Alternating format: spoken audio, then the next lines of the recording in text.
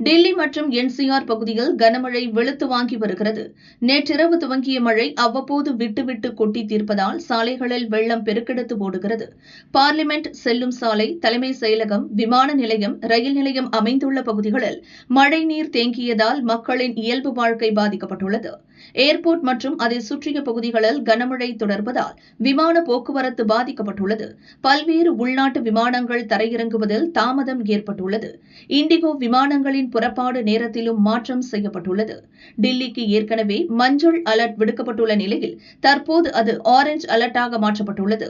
கனமழையின் தாக்கம் அதிகம் இருக்கும் என்பதால் மக்கள் பீதியடைந்துள்ளனர்.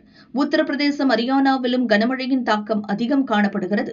மதுரா, சண்டிகர், குருகிராம் ஆகிய நகரங்களிலும் கனமழை பெய்வதால் போக்குவரத்து பாதிக்கப்பட்டுள்ளது.